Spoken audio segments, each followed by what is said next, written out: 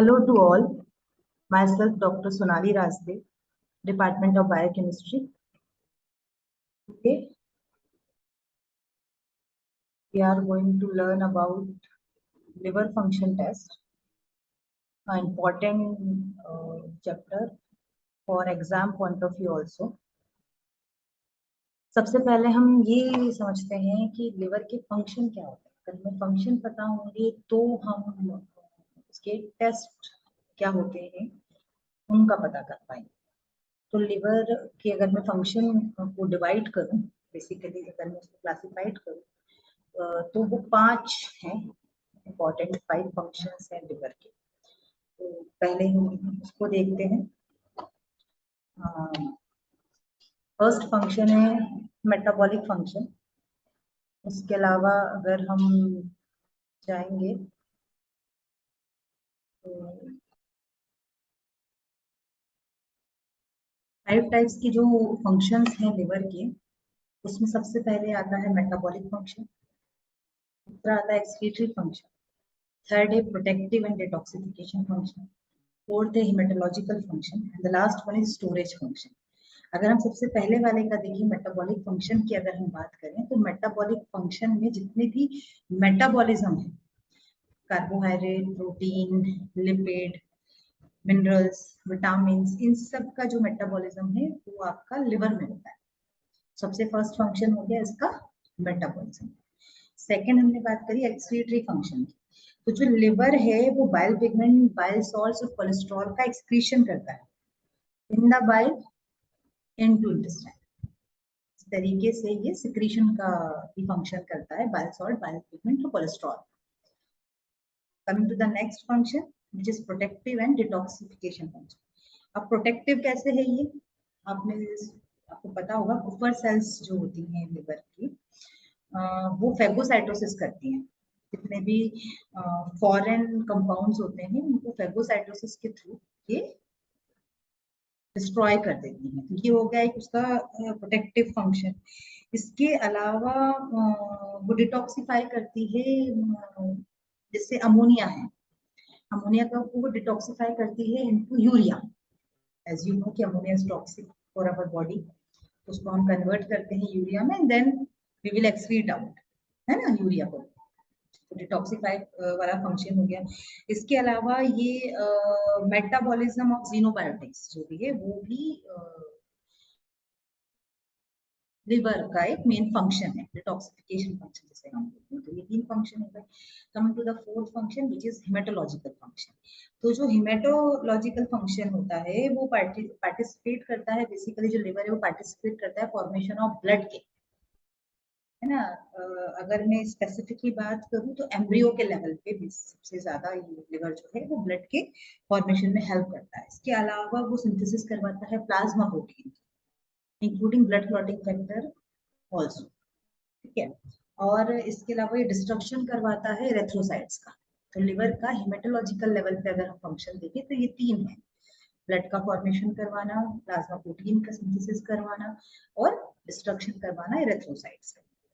And the last function is storage function. As you all know कि glycogen is the storage form of glucose, which is stored in liver.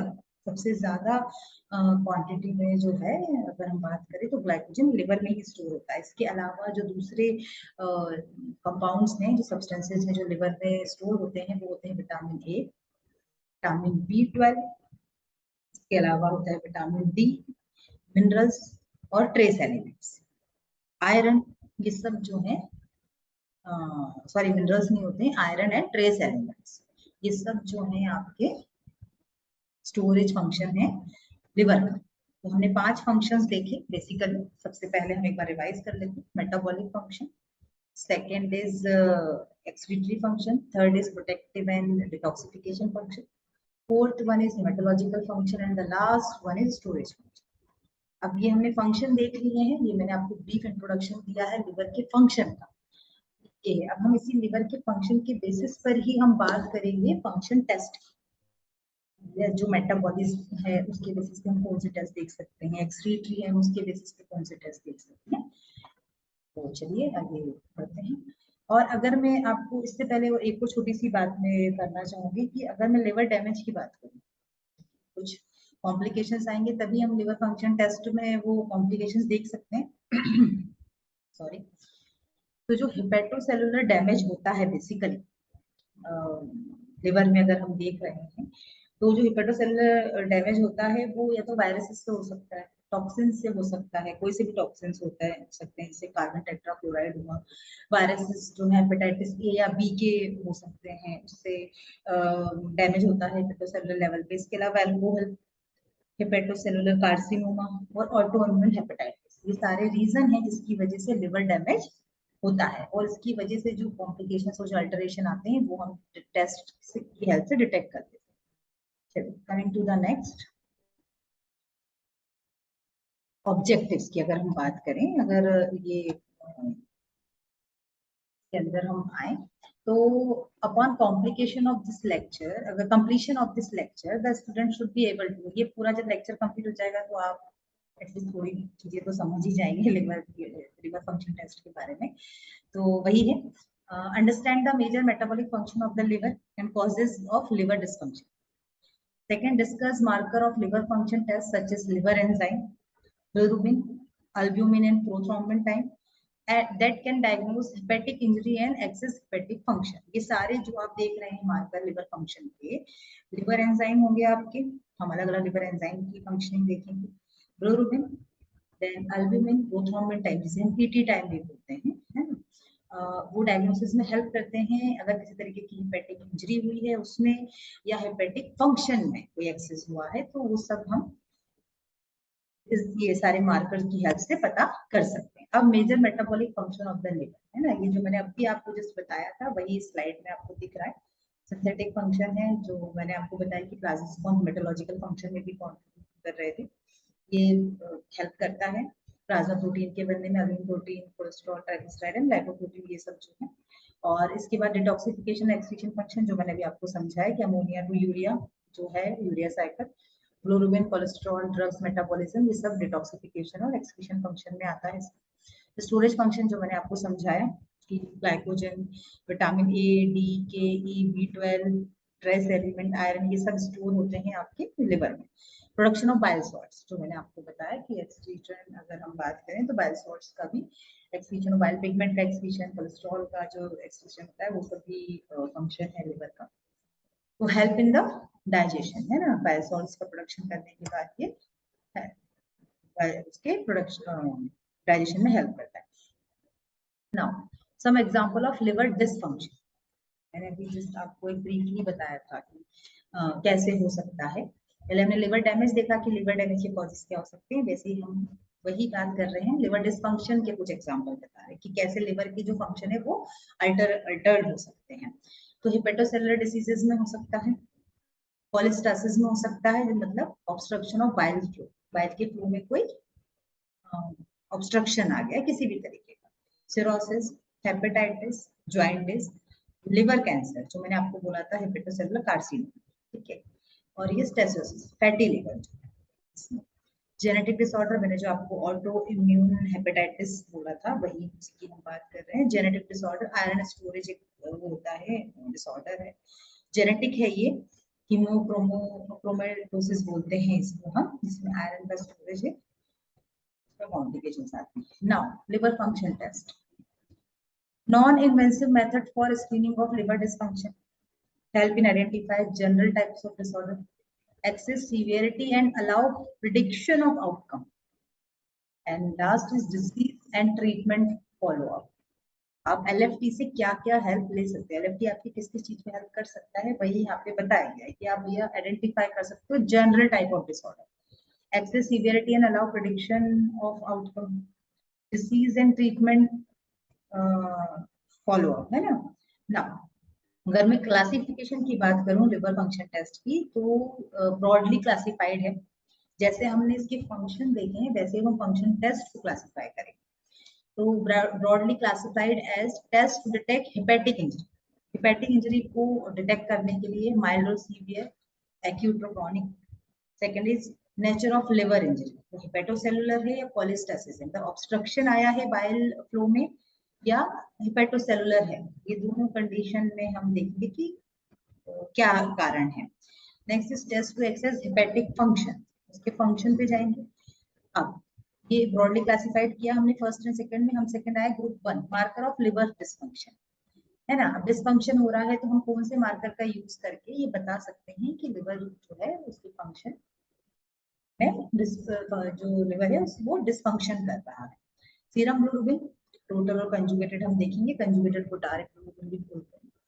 Urine में हम bile salts और urobilinogen की presence देखेंगे। Total protein जिसमें हम serum albumin और एजी ratio देखेंगे और प्रोथ्रोम्बिन टाइम पीटी देखेंगे। और ग्रुप 2 जो है वो marker of hepatocellular injury. First हमने देखा था marker of liver dysfunction, dysfunction के कौन से मार्कर हैं, ऐसे हम डिसफंक्शन पता कर सकते हैं।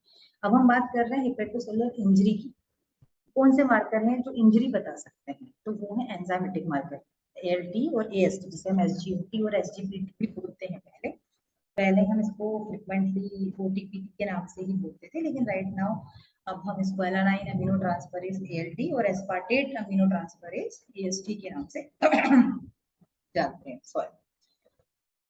ग्रुप 3 मार्कर ऑफ कोलेस्टासिस, अगर हम इसकी बात करें ऑब्स्ट्रक्शन ऑफ बाइल फ्लो में जो होता है उसमें अगर हमको डिटेक्ट करना है तो हमारे पास दो एंजाइम है, एल्कलाइन फॉस्फेटेज एएलपी ऐड के gamma glutamyl transferase GGT, which is very important in cholestasis. अब लिमिटेशन ऑफ एलएफटी, एलएफटी मतलब लिवर फंक्शन टेस्ट की कुछ लिमिटेशंस भी हैं। Normal LFT value do not always indicate absence of liver disease, जरूरी नहीं है कि हमेशा एलएफटी की अगर नॉर्मल वैल्यू आ रही है तो लिवर में कोई प्रॉब्लम नहीं है। Liver has very large reserve capacity, as you all know कि रिजर्वायर है, बहुत बड़ा वाइटल ऑर्गन है, तो इसकी अच्छी खासी रिजर्व कैपेसिटी है, इसलिए सिर्फ हम एलएफटी के बेसिस पे ये नहीं बता सकते हैं कि वो पूरी तरीके से कंप्लीटली जो है वो नॉर्मल है। ठीक है। अच्छा, एसिम्प्टोमेटिक पीपल में हैव एबनॉर्मल एलएफटी रिजल्ट, कोई सिम्टम्स नहीं है लेकिन फिर भी उनके एलएफटी में जो रिजल्ट है वो थोड़े से एबनॉर्मल आए, तो उसके लिए क्या करना पड़ता है, diagnosis should be based on clinical examination. अब हम जाएंगे क्लिनिकल एग्जामिनेशन। अब उसके बाद फर्दर कौन से हमें क्लिनिकल एग्जामिनेशन करने चाहिए जिससे हम कंफर्म कर सकें। ठीक है। अब ये common serum liver chemistry test जो है वो आप सामने देख सकते हैं, अभी हमने पढ़े ग्रुप 1 और ग्रुप 2 हमने करके देखा, एक चार्ट फॉर्म में आपके सामने बना हुआ है लिवर केमिस्ट्री टेस्ट और क्लिनिकल इम्प्लीकेशन ऑफ एबनॉर्मलिटीज की कौन सा टेस्ट कौन से क्लिनिकल, जो मैंने अभी आपको पिछली स्लाइड में बताया कि अगर पर्सन एसिम्प्टोमेटिक है और उसके भी एबनॉर्मल एलएफटी आ सकता है तो हम उसकी क्लिनिकल एग्जामिनेशन पे जाएंगे। तो क्लिनिकल एग्जामिनेशन पे हमने सारे टेस्ट कराए तो हम देखेंगे कि कौन सा जो केमिस्ट्री टेस्ट है, लिवर केमिस्ट्री का जो टेस्ट है वो कौन सी दूसरी एबनॉर्मलिटीज में बड़ा या कम आता है, हाइपर या हाइपो वाली कंडीशन में आता है। First is alanine amino transferase. ठीक है, एएलटी की हम बात कर रहे हैं, ये हेपेटोसेलुलर डैमेज में होता है और सेम एएसटी भी हेपेटोसेलुलर डैमेज में अपना कंट्रीब्यूशन बताता है। बिलिरुबिन कोलेस्टासिस में इम्पेयर्ड कंजुगेशन और बाइलरी ऑब्स्ट्रक्शन में बताता है।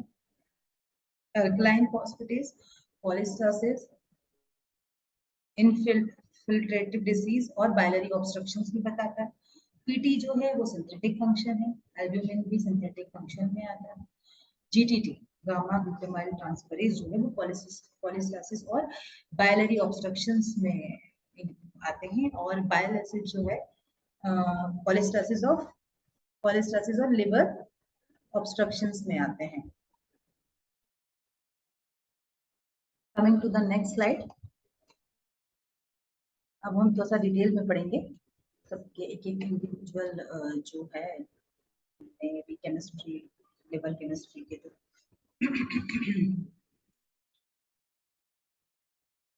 जो लास्ट स्लाइड में हमने लिवर केमिस्ट्री के टेस्ट देखे उसके अंदर आने वाले पैरामीटर्स के बारे में थोड़ा सा डिटेल में जाएंगे। Bilirubin a byproduct of red blood cell breakdown, you all know it is the yellowish pigment observed in jaundice. High bilirubin level are observed in gallstone, acute and chronic hepatitis.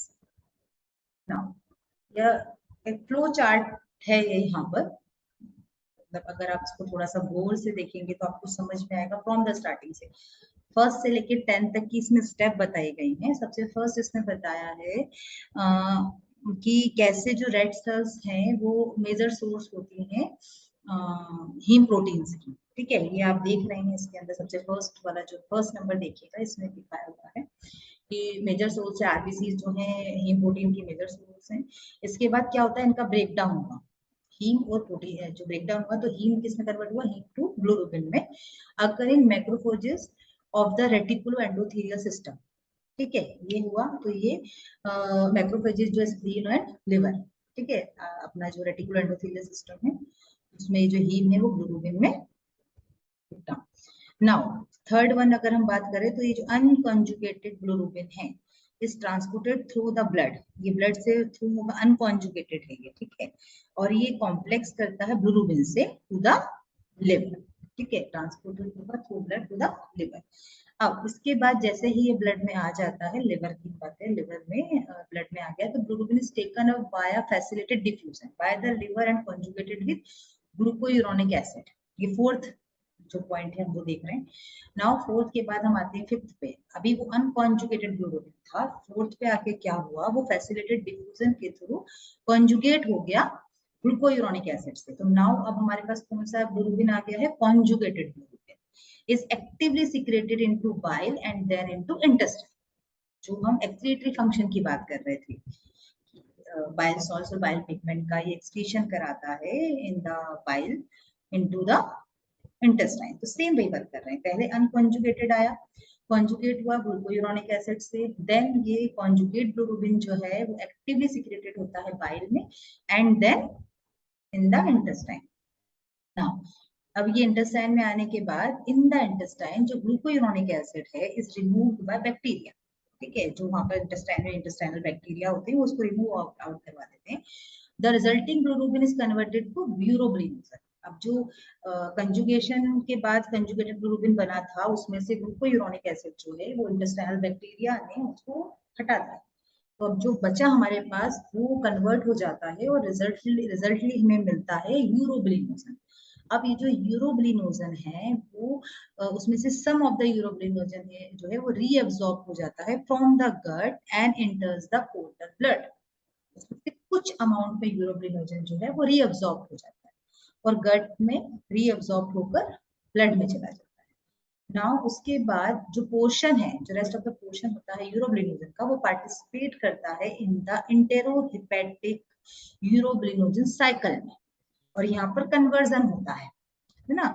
It's a reminder, जो urobilinogen में जो reminder बचा हुआ है, जो remain बचा है urobilinogen, वो क्या होता है, ट्रांसपोर्टेड होता है by the blood to the kidney where it is converted to yellow urobilin and excreted giving urine in characteristic color। जो आप यूरिन का ट्रांसपेरेंट येलो कलर देखते हैं वो due to the presence of urobilin होता है ना, जो कन्वर्ट होता है। ठीक है, यूरोबिलिनोजन जो है वो ट्रांसपोर्टेड होता है ब्लड से, कहाँ पर, किडनी में आ जाता है और वहां पर वो कन्वर्ट होता है येलो यूरोबिलिन में, जो फाइनली एक्सक्रीटेड प्रोडक्ट है और वो हमें यूरिन को ट्रांसपेरेंट येलो कलर या कैरेक्टरिस्टिक कलर देता है। उसके बाद लास्ट स्टेप की अगर मैं बात करूं तो जो यूरोबिलिनोजन है is oxidised by intestinal bacteria to the brown stercobilin जो फीकस में आता है।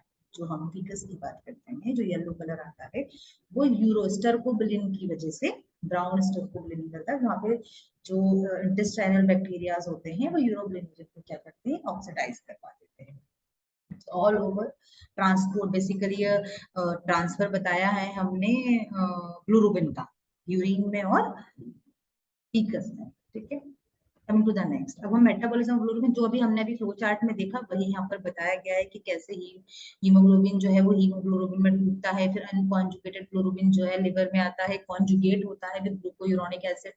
ठीक है, और कॉन्जुगेटेड ग्लोबिन बनता है, फिर वो कॉन्जुगेटेड ग्लोबिन इंटेस्टाइन में जाता है, वहां पर जाके वो जो इंटेस्टाइनल बैक्टीरिया होते हैं वो ग्लूकोयूरोनिक एसिड को हटा देते हैं और जो रेस्ट ऑफ द बचता है वो होता है यूरोबिलिनोजन, ऑक्सीडेशन करके वो स्टर्कोबिलिनोजन में बदल जाता है और किडनी में जाके ट्रांसफर होके वाया ब्लड वो क्या होता है, यूरोबिलिन में बदल जाता है जो यूरिन का एक्चुअल में कैरेक्टरिस्टिक कलर देता है। ठीक है, ये जस्ट फ्लो चार्ट आप देख रहे हैं तो अभी हमने इससे पहले देखा उसी का एक नॉर्मल फ्लो चार्ट है, आप देख रहे हैं कि किडनी से कैसे यूरिनरी यूरोब्रिनोजन एक्सक्रीट आउट होता है ऐसे करके। ठीक है, होप यू अंडरस्टैंड।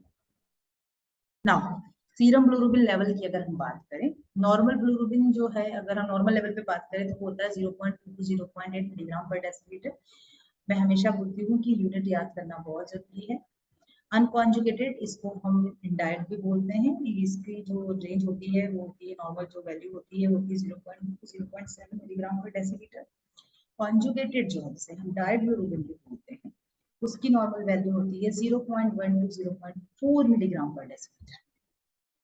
लेटेंट ज्वाइंटिस इसमें अबव 1 मिलीग्राम पर डेसीलीटर तक पहुंच जाती है, और ज्वाइंटिस में तो ये 2 मिलीग्राम पर डेसीलीटर तक होती है। नियोनेटल्स में आपने देखा होगा बेसिकली ज्वाइंटिस जो होता है, जो कि सीवियर ब्रेकडाउन होता है आफ्टर बर्थ, सीवियर ब्रेकडाउन होता है जिसकी वजह से ब्लड में यूरोब्लिनोजन जो है वो बहुत ज्यादा आ जाता है, इसकी वजह से हमें ज्वाइंटिस देखने को मिलता है नियोनेटल्स में। अब बिलिरुबिन लेवल एंड ज्वाइंटिस, अब ये ज्वाइंटिस को हम तीन तरीके से पढ़ेंगे, तीन क्लासेस होती हैं, प्री हिपेटिक, हिपेटिक और पोस्ट हिपेटिक। तो जो प्री हिपेटिक है उसको हम हीमोलिटिक ज्वाइंटिस भी बोलते हैं, हिपेटिक को हम हिपेटोसेलुलर ज्वाइंटिस भी बोलते हैं। अब प्री हिपेटिक और हीमोलिटिक ज्वाइंटिस जो है किस कारण से होता है, एबनॉर्मल रेड सेल्स हैं जो हैं, एंटीबॉडीज, ड्रग्स एंड टॉक्सिन्स, तो इन सब की वजह से क्या होता है, हिमोलिटिक ज्वाइंटिस होता है। हिमोलिटिक मतलब समझ रहे हैं, टूटना। तो एबनॉर्मल रेड ब्लड सेल्स हो जाती हैं एंटीबॉडीज, ड्रग्स और टॉक्सिन्स की वजह से, और ये किस किस कंडीशन में देखने को मिलता है हमें, थैलेसीमिया, हीमोग्लोबिनोपैथीज, गिलबर्ट्स और नाजर सिंड्रोम में। ठीक है, आप इसमें देख सकते हैं। और सेकंड वन इज हिपेटिक और हिपेटोसेलुलर ज्वाइंटिस, ये हमको वायरल हेपेटाइटिस में देखने को मिलता है, टॉक्सिक हेपेटाइटिस की वजह से हो जाता है, इंट्राहेपेटिक कोलेस्टेसिस की वजह से हमें हिपेटिक ज्वाइंटिस देखने को मिलता है। Last one post hepatic, extra hepatic cholestasis, gallstone, gallstone कहीं भी हो सकता है, मतलब अगर हम बात करें पोस्ट हेपेटिक की बात है, इसलिए gallstone, tumour of the bile duct, carcinoma of pancreas, इन सब की वजह से पोस्ट हेपेटिक ज्वाइंटिस आपको देखने को मिलता है। यूरोब्लिनोजन एंड बाइल सॉल्ट्स की बात कर रहे हैं हम। Most urobilinogen is metabolized in the large intestine, जो मैंने अभी आपको समझाया था। यूरोब्लिनोजन, most urobilin is metabolized in the large intestine, but a fraction is excreted in urine. अगर मैं पर डे की बात करूं, अगर यूरिन में पर डे में बात करें तो less than 4 milligram urobilin excrete out होता है, which is a normal। ठीक है, मोस्ट ऑफ तो क्या हुआ, लार्ज इंटेस्टाइन में मेटाबोलाइज हो गया है ना। उसके अलावा normal bile salts are not present in urine. It means कि अगर आपकी यूरिन में बाइल सॉल्ट्स आ रहे हैं तो वो कहीं ना कहीं कोई ना कोई प्रॉब्लम बता रहा है। ठीक है, obstruction in the biliary passage causes leakage of bile salts into circulation. अगर बाइलरी पैसेज में किसी भी तरीके की ऑब्स्ट्रक्शन आ गया है तो उसकी वजह से क्या होता है, लीकेज होने लग जाता है बाइल सॉल्ट सर्कुलेशन में। ठीक है, और एक्सक्रीशन आने लग जाता है यूरिन में। ठीक है, ये हमने पढ़ा सबसे यूरोब्लिनोजन के बारे में। Now serum bilirubin, the most abundant protein synthesised by the liver, सबसे ज्यादा बनने वाला प्रोटीन है लिवर में। ठीक है, most abundant serum albumin, normal level जो होता है वो होता है 3.55 ग्राम पर decilitre. Synthesis depends on the extent of functioning liver cells, है ना, इसके ऊपर इसकी सिंथेसिस डिपेंड करती है। लॉन्गर हाफ लाइफ जो होती है सीरम अल्बुमिन की वो होती है 20 डेज की। It's level decrease in all chronic liver diseases, याद करने वाली चीज है कि जितने भी क्रॉनिक लिवर डिसीजेस होंगी उन सब में सीरम अल्बुमिन का लेवल जो है वो कम हो जाता है। Now coming to the next plasma protein which is serum globulin, normal serum level इसका होता है 2.5 to 3.5 ग्राम पर decilitre. Alpha and beta globulins mainly synthesised by the liver. ठीक है, जितने अल्फा और बीटा ग्लोबुलिन ये तो सबको पता है। अब सीरम ग्लोबुलिन जो है वही मेनली सिंथेसाइज्ड, जैसे हम बात करें तो अल्फा और बीटा ग्लोबुलिन जो है वो मेनली सिंथेसाइज्ड होते हैं लिवर से। दे कॉन्स्टिट्यूट इम्यूनोग्लोबुलिन्स, आपको एंटीबॉडीज, गेम्ड शॉर्ट फॉर्म है, न्यूमोनी है याद करने की, एंटीबॉडीज को game, GAMED, IgG, IgA, IgM, IgE और IgD, गेम के नाम से आप एंटीबॉडीज को याद रख सकते हैं। High serum gamma globulins are observe in chronic hepatitis and cirrhosis. अगर हम स्पेसिफिकली एक ग्लोबुलिन की बात करें तो जो गामा ग्लोबुलिन्स हैं वो बहुत ही हाई लेवल पे ऑब्जर्व किए जाते हैं क्रॉनिक हेपेटाइटिस और सिरोसिस में। आईजीजी और आईजीए, मैंने आपको गेम में बताया एंटीबॉडीज में से दो एंटीबॉडीज हैं, आईजीजी और आईजीए। तो आईजीजी जो है वो ऑटोइम्यून हेपेटाइटिस में आपको दिखता है ब्लड में, और आईजीए जो है वो अल्कोहलिक लिवर डिसीजेज में आपको दिखता है। ठीक है, आइडेंटिफिकेशन के लिए बहुत इंपॉर्टेंट है। अब एजी रेशियो की बात करते हैं, albumin to globulin ratio. Normal value जो है इसकी 1.2:1 से 1.5:1 तक इसकी नॉर्मल वैल्यू होती है एजी रेशियो। ग्लोबुलिन लेवल जो है वो इंक्रीज हो जाता है इन हाइपोअल्ब्यूमिनिया एज अ कंपनसेशन। ठीक है, ग्लोबुलिन का लेवल जो है हाइपोअल्ब्यूमिनिया में मतलब अल्ब्यूमिन का लेवल कम हो गया है, इस वजह से ग्लोबुलिन का लेवल बढ़ जाता है। Now PT, prothrombin time. अगर हम पीटी की बात करें, prothrombin synthesised by the liver, a marker of liver function, it's a blood clotting factor also, है ना। हाफ लाइफ इसकी 6 आवर है, indicates the present function of the liver, है ना, ये फंक्शन बताता है। PT is prolong only when liver loss more than 80% of its reserve capacity. अब ये याद रखने की बात है कि 80% अगर लिवर ने अपनी रिजर्व कैपेसिटी को खो दिया है, वाइटल ऑर्गन तो उसकी रिजर्व कैपेसिटी भी बहुत ज्यादा है, तो अगर उसमें से इसने 80% खो दिया है तब ये पीटी जो है, जो नॉर्मल टाइम है इसका वो प्रोलॉन्ग है ना, लंबे समय तक बना रहता है। विटामिन के deficiency also causes prolong PT, PT बढ़ जाता है, प्रोथ्रोम्बिन टाइम जो है वो बढ़ जाता है विटामिन के की डेफिशिएंसी से। इनटेक ऑफ विटामिन के does not affect PT in liver diseases. ये एक याद रखने वाली चीज है कि यहाँ पर से विटामिन के सप्लीमेंट को दे देने से जो पीटी है वो नॉर्मल नहीं होता है लिवर डिसीजेस। ठीक है, now main enzyme aspartate amino transferase, AST, जिस मैंने आपको बताया था यहाँ पे, सॉरी एसजीओटी भी बोलते हैं। Normal range 8 to 20 international unit पर लीटर, है ना। A marker of hepatocellular damage, AST, hepatocellular damage का marker. High serum level are observed in chronic hepatitis, cirrhosis and liver cancer. आपको नॉर्मल वैल्यू याद होनी चाहिए 8 to 20 इंटरनेशनल यूनिट पर litre. इसका मार्कर है हेपेटोसेलुलर डैमेज का मार्कर है। हाई सीरम लेवल कब हम इसको ऑब्जर्व करते हैं, 3 condition, chronic hepatitis, cirrhosis and liver cancer. इन 3 कंडीशंस में आप इसका ब्लड में हाई लेवल देखते हैं। Now ALT, alanine amino transferase, as compare AST हम बात करें तो ALT जो है वो मोर रिलायबल और मोर स्पेसिफिक लिवर एंजाइम, ठीक है, मोर लिवर स्पेसिफिक देन AST। देखिए यहाँ पे भी है ये बात।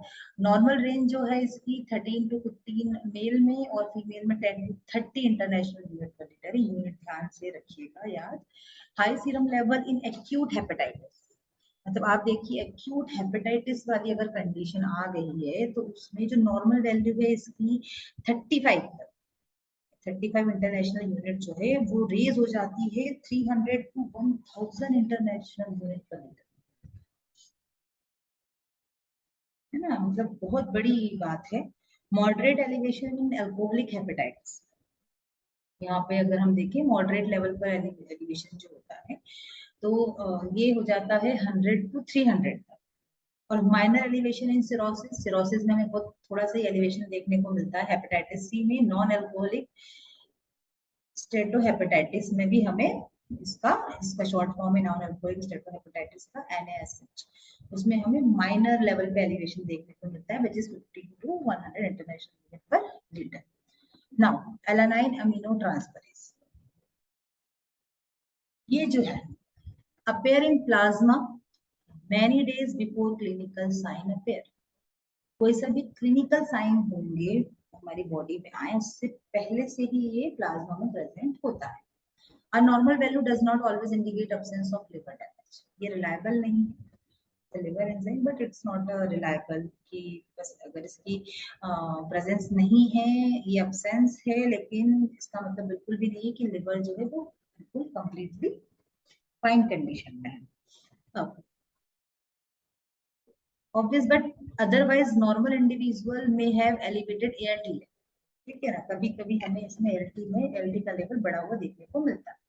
Now alkaline phosphatase, a non-specific marker of liver disease, non-specific, specific आपका AST, produced by bone osteoblast, कहाँ से प्रोड्यूस होता है, bone osteoblast से, मतलब bone calcification से, present on hepatocytes membrane, ये hepatocytes membrane पे present होता है। नॉर्मल रेंज की अगर हम बात करें तो which is 40 to 125 यूनिट पर litre. Moderate elevation observed in infective, इसका मॉडरेट एलिवेशन की बात कर रहे हैं, effective hepatitis, alcoholic hepatitis and hepatocellular carcinoma, इसमें हमें मॉडरेट एलिवेशन देखने को मिलता है, बहुत हाई एलिवेशन नहीं है। और हाई लेवल की अगर हम बात करें, 3 लेवल पे हम बात कर रहे हैं, मॉडरेट, हाई और माइल्ड, है ना। तो मतलब मॉडरेट का मैंने आपको बताया 3 कंडीशंस में। वैसे ही अगर मैं हाई की बात करूं तो हाई जो है एक्स्ट्रा हेपेटिक ऑब्स्ट्रक्शन में हाई लेवल होता है, ऑब्स्ट्रक्टिव जॉइंटिस में ये हाई होता है, एंड इंट्रा हेपेटिक कोलेस्टेसिस में ये बहुत हाई होता है। और वेरी हाई की अगर हम बात करें, वेरी हाई लेवल जो है बोन डिसीजेस में, क्यों बोन डिसीजेस में, क्योंकि इसका प्रोडक्शन ही बोन ऑस्टियोब्लास्ट से होता है ना, इसलिए वेरी वेरी हाई लेवल्स की अगर हम बात करें तो वो आपको बोन डिसीजेस में देखने को मिलता है अल्कलाइन फॉस्फेटेज का। गामा ग्लूटामाइल ट्रांसफरेज, है ना, used for glutathione synthesis. GPT किसके सिंथेसिस में काम आता है, ग्लूटाथायोन के सिंथेसिस में काम आता है। नॉर्मल रेंज इसकी है 10 to 30 यूनिट पर लीटर। मॉडरेट एलिवेशन इसका हमें देखने को मिलता है infective hepatitis and prostate cancer में। GGT is increased in alcoholic despite normal liver function test, है ना, इंक्रीज होता है। ये देखिए high sensitive detecting alcohol abuse, ठीक है। अब इसके बाद अगर हम बात करें गामा ग्लूटामाइल के बाद, तो थोड़ा सा देखने वाली बात है कि जीजीटी जो है इंक्रीज वाली जो कंडीशन हम बता रहे हैं alcoholic despite normal liver function test में, तो हाई सेंसिटिव डिटेक्टिंग अल्कोहल, जो ज्यादा अल्कोहल का कंजप्शन करते हैं तो उसमें हमें जो है वो हाई देखने को मिलता है। नाउ अगर मैं आपको छोटा सा मैसेज देना चाहूंगी कि LFT help detect liver injury and function, छोटा सा मैसेज समझ लीजिए आप कि एलएफटी जो है हमें हेल्प करता है लिवर इंजरी और उसके फंक्शन को डिटेक्ट करने में, कि वो प्रॉपर फंक्शन कर रही है कि नहीं कर रही है, कोई लिवर इंजरी तो नहीं हुई है। और LFT do have some limitation, LFT की भी कुछ लिमिटेशन है। ऐसा अभी हमने बीच में बहुत सारी जगहों पे मैंने आपको बताया कि just because of functioning test you can't say कि भैया अगर ये सब नॉर्मल आ रहा है तो लिवर भी बिल्कुल कंप्लीटली फाइन और अच्छी कंडीशन में है, नहीं। तो ये चीजें ध्यान रखने वाली हैं कि एलएफटी जो है 2 कंडीशंस में मान सकते हैं, एक कोई लिवर इंजरी और फंक्शन में हमारी हेल्प करता है डिटेक्ट करने में, और इसकी कोई लिमिटेशन भी, वो कुछ सॉरी एलएफटी कुछ लिमिटेशंस हैं, है ना, बस वो वहीं तक है, उससे आगे कुछ एक्स्ट्रा लेवल पे आपको जानना है तो कुछ हायर लेवल के टेस्ट होते हैं जो आपको समझने जरूरी है। Now it's all about LFT. Thank you so much for my, और thank you, have a good day.